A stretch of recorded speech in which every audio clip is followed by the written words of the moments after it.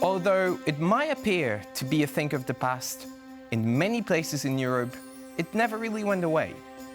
On the contrary, a number of countries are experiencing a sharp rise in crimes and acts of violence motivated by hatred towards Jewish people.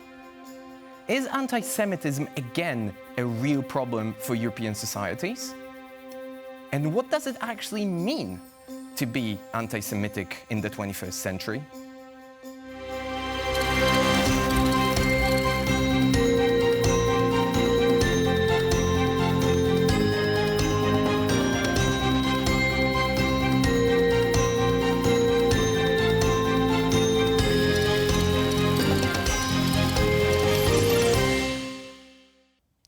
Good evening. My name is Mateusz Mazzini, and this is Wider View. Since the brutal attack against Israel perpetuated by Hamas on October 7th, many in the Jewish diaspora have begun to feel very uneasy about their identities. Some have cut ties with the State of Israel in protest against the IDF offensive in Gaza. Others, without even publicly picking sides in the conflict, have been victims of anti-Semitic attacks, both online and in real life. Although the most recent surge in anti-Semitism is certainly connected to the ongoing events in Gaza, there is a deeper truth to why this phenomenon persists until today. In many places, it still echoes the violent politics of the 1930s and 1940s. Let's take a look where exactly it's fueling hatred in public and who its victims are. It was once a plague that engulfed the entire continent, almost without exception. Anti-Semitism, although present in Europe for centuries, culminated in the horrors of World War II and the Holocaust. Following these horrific events, many survivors emigrated from their European homelands. Most settled in the US and the newly established State of Israel. But while the ideologies that led to the wartime tragedies were pushed outside the spectrum of democracy, anti-Semitism survived. It evolved, finding new ways to manifest itself. First, it was weaponized by the post-war far-right parties. Neo-Nazis, extremists, and radicals of various kinds tried to smuggle anti-Semitic views into the political mainstream. Some of them went as far as to deny the very fact of the Holocaust itself. Others, including the prominent French politician Jean-Marie Le Pen, dismissed it as a mere detail of history. Civil societies pushed back, developing legal frameworks to prevent similar atrocities from happening again. Anti-Semitism became seen as a form of racism and, as such, defined as hate speech. The Charter of Fundamental Rights, the EU's most important human rights document, provided every citizen with protection against discrimination. More recently, however, anti-Semitism has begun to spread among far-left political organizations as well. Progressivists who tend to side with Palestine in the ongoing conflict often equate the State of Israel with the Jewish identity as a whole. Others use it to disseminate conspiracy theories, attacking Jews on a political rather than a religious basis. With little control over internet content and difficulties in persecuting online hate speech, anti-Semitism is again becoming a pressing issue in Europe. Over 8 decades have passed since the unimaginable horrors of World War II and the Holocaust. Every European knows that story, and everyone knows how this ends. So why do we still have to talk about anti-Semitism? It is a challenging question, one that I will pose to the panel of experts tonight. And I'm pleased to say that I'm joined by 3 esteemed experts on the topic. Tony Lerman, a senior fellow at Bruno Kreisky Forum for International Dialogue. Dr. Marc Neugroschel, research fellow at Cambridge University. And Professor Gunter Jikeli from the Indiana University at Bloomington. Good evening, gentlemen. And I want to begin with you, Tony, and ask a sort of methodological question, if you please. What does it actually mean to be anti-Semitic in 2024? And has this concept anyhow evolved since the horrors of World War II and the Holocaust? There has certainly been a change in the understanding of what anti-Semitism is today. I think there was a fairly clear consensus about Jew hatred after the Holocaust and in the decades after that. But when it came to be considered that being anti-Israel was anti-Semitic, that changed the whole picture and made it much more confusing. So let's move to you, Marc, for the following question, because you come from Germany, you have experience of research and work in Israel, you're now based in Britain. Is, in your view, anti-Semitism anyhow a context-dependent phenomenon that varies from country to country? Have you seen any change in different countries that you resided in? You will be surprised how similar the messages are that we hear and see in contemporary anti-Israel protests to those that have been communicated in historically previous forms of anti-Semitism. I think, and I would disagree with the previous talker, that there is some kind of difficulty to distinguish criticism of Israel and anti-Semitism, because what we see in many of these rallies that dress themselves as pro-Palestine rallies, or very often as protests against the war in Gaza, is actually a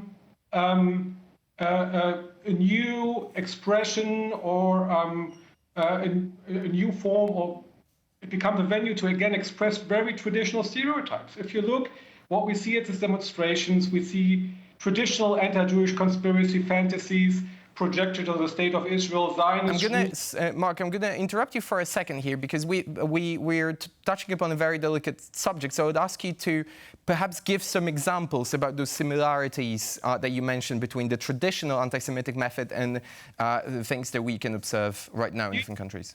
You look at pro-Palestine rallies in London, for example.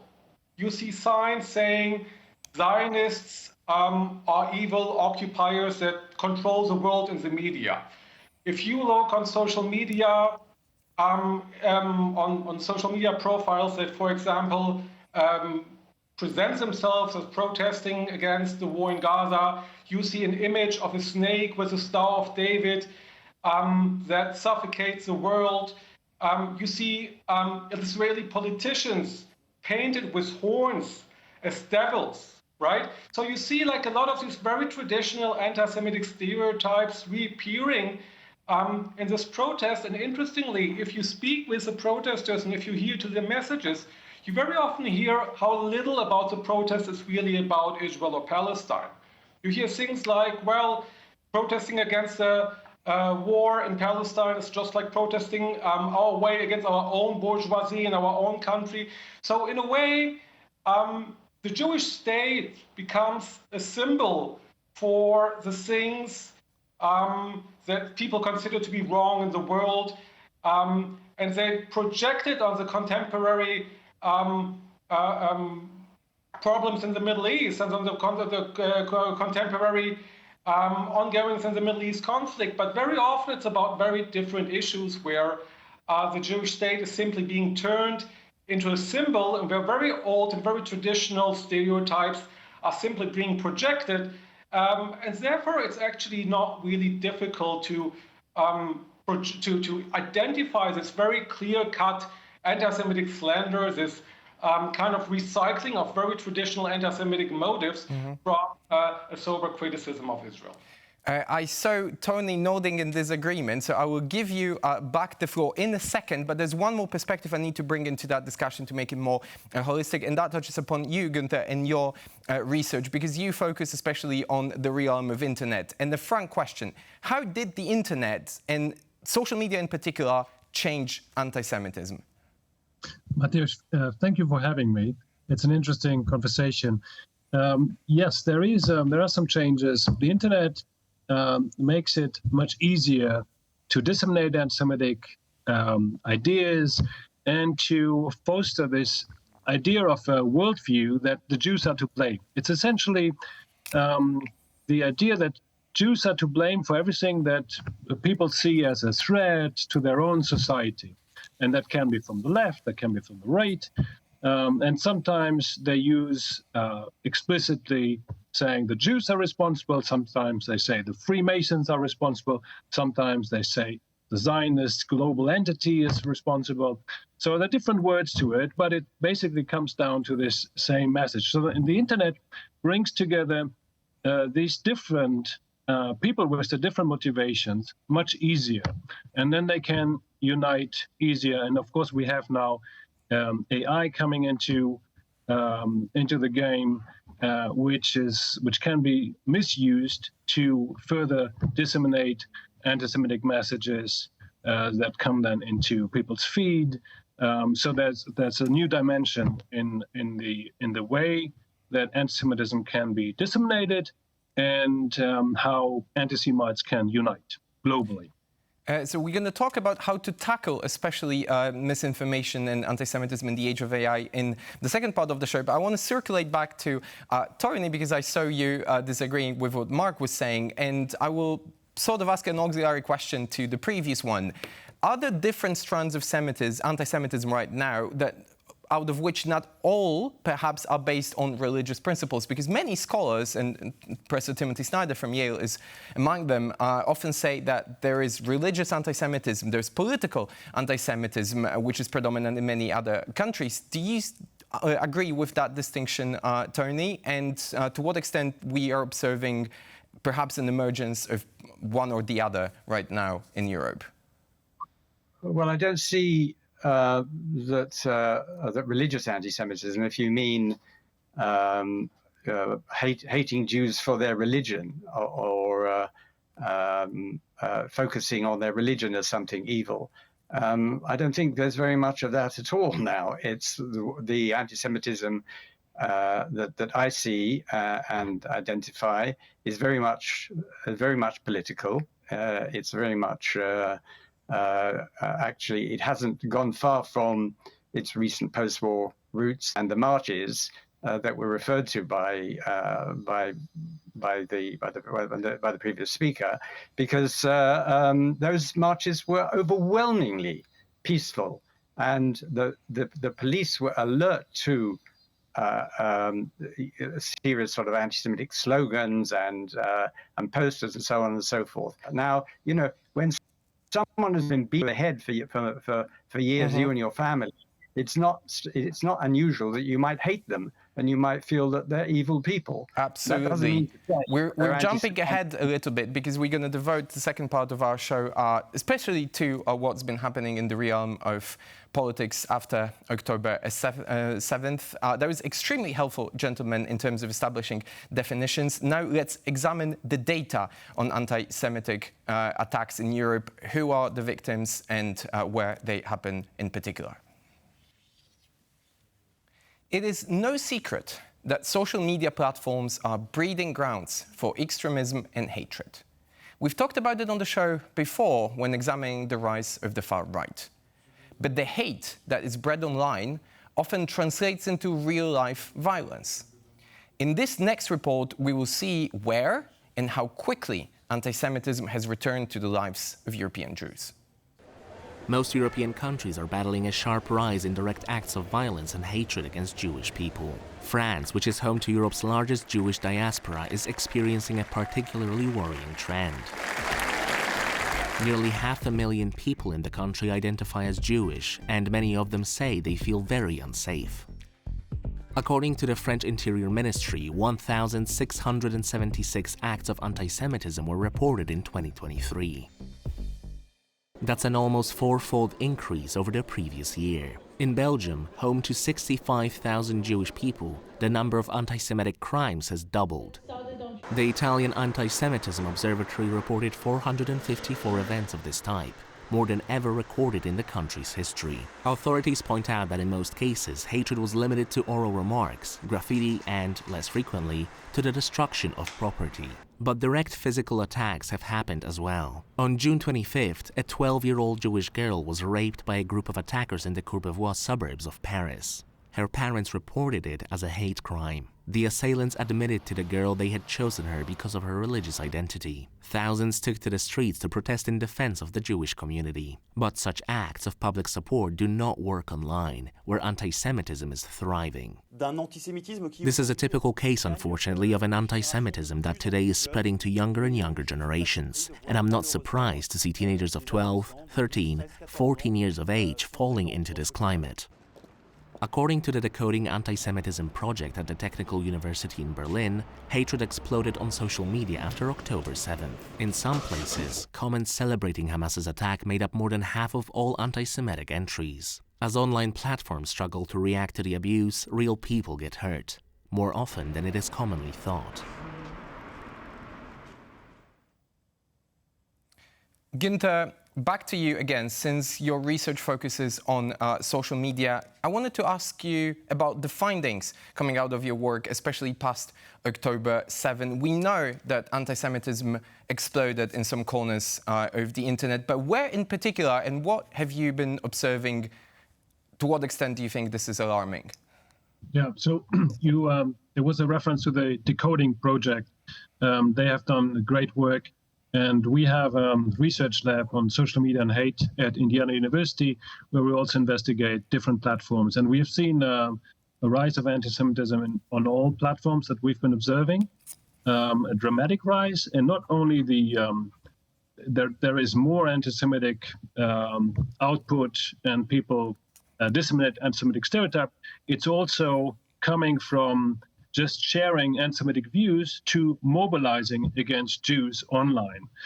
So there this phase of mobilization and anti-Semitic mobilization, and often calls for murder of Israelis or Jews, and often in combination together. So we've seen this is really a very stark development. So we see that from the far right, that they have been cheering what they saw on social media, the atrocities of October 7th, that the Hamas perpetrators were proud to disseminate also on social media, and that was forwarded very often. It was cheered by the extreme right. Mm-hmm. It was also cheered by the extreme left, and it became into some mainstream platforms, fringe platforms, mainstream platforms. So the extremes try to influence, of course, then the going into more mainstream. So the distinction that we had previously between left and right becomes more and more blurred. And also the distinction between like attacking Israel and attacking Jews becomes also more and more blurred, online but offline as well, as we've seen a little bit from the situation in France. And there are more of these incidents. That works very nicely as a build-up to my next question that goes to Tony. Gunter already mentioned that anti-Semitism, especially in Europe, used to be a thing of the far right. And we have had prominent politicians, just to mention Jean-Marie Le Pen, who built their platforms on being openly anti-Semitic, among other things. But now we see quite a lot of anti-Semitic instances also among the far left. Where do you think that comes from, Tony, and do you find it anyhow more dangerous, more worrying, that shift from the far right to the far left? Well, first of all, I haven't heard any statistics about the far left and their particular penchant for anti-Semitism and the attacks that they are responsible for. I don't know whether the data that the previous speaker has indicates anything along those lines, but it's not left-wing anti-Semitism or anti-Semitism coming from the left is not something new. It goes back many, many, many decades, so I don't think it's something which we should say, well, that's suddenly the problem. The problem is that there is anti-Semitism around, and clearly the attacks on Jews are not justified in any way whatsoever. However, this is not a new phenomenon. I've been in the business of monitoring anti-Semitism for 40 years, and the link between what happens in Israel-Palestine and rises in anti-Semitic incidents is clear. It happens every single time. In some crises it's worse, and some it's not as serious, but it's there. Now, if you're looking at ways to stop that, then you have to look at the overall picture of what's happening in Israel-Palestine, and also the fact that Israel itself identifies Jews with everything that Israel does. The leadership has for years and years now co-opted Jews throughout the world as part of its project. Jews equals Judaism equals Zionism. That's the kind of equation that is put today. And it's not surprising, it doesn't justify it, but it's not surprising, therefore, that Jews are going to be singled out for this. And there's a big problem with the interpretation of some of the data here, I must say, because it's very unclear how you quantify hate online. You can have millions of tweets, and what does that mean in terms of its seriousness and its impact and so on and so forth? The previous speaker pointed to some serious impacts, but there's a lot of confusion also because anti-Zionism is, for example, in the British stats and in American stats, there is a heading of incidents which are anti-Zionist, and there's been a lot of very good critical study of some of these figures, showing that the interpretation and the gathering of the data doesn't justify the claims that are being made about the. Absolutely. So if there's confusion, we seek clarification. And for that clarification, I'm going to actually turn to Marc to give him the floor for a second. What's your take on this situation among the left, the progressivists in Europe, and especially in the context of the war in Gaza? In the frank example, many commentators, many scholars say the very popular chant, "From the river to the sea, Palestine will be free," it is an act of anti-Semitism. It's widely present across the entire continent. Do you see this as an emerging hotbed of anti-Semitism, Marc? In one point, I would agree with Tony that left anti-Semitism is not new. Anti-Semitism has always been present among all walks of society. Also, the elites, especially the intellectual elites, the left and the right, and left-wing anti-Semitism is not new. It's also not new that those who entertain anti-Semitism present themselves as proponents of social justice. That has always been a trait of the anti-Semitic worldview, and that in its own view, it rejects actually to be a discriminatory worldview. Now, what I would like to point out, we saw after 7 October a massive increase in anti-Semitic incidents. If we look at the numbers for 2023, there was an 80% increase in Germany, there was a 140% increase in the United States, about 147 in Great Britain, and France about 400%. Now, if you look at these numbers a bit closer, you can actually see that the trend starts on the very days of 7 and 8 October before a single Israeli soldier actually set a foot in Gaza. Meaning that it was actually the Hamas attack on Israel that started the trend, as Israel is being pointed into a symbol for things that are actually wrong in the world. There is a lot of distortion of history, portraying Jews as a community that has nothing to do with the land of Palestine, with the state of Israel, that came there as occupiers, like British colonizers Belgian colonizers came to the Congo, and based on that, demonize the state of Israel. So we have a lot